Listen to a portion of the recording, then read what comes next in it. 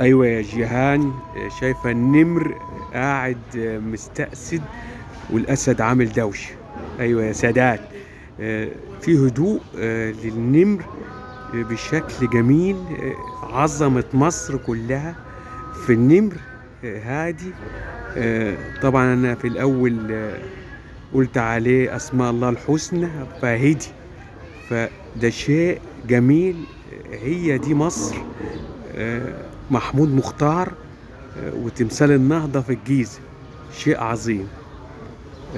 شايفة عيوني يا جيهان؟ شايفة ازاي ان هو راسي؟ وده امر صعب يا جيهان ان هو يرسى ويهدى و...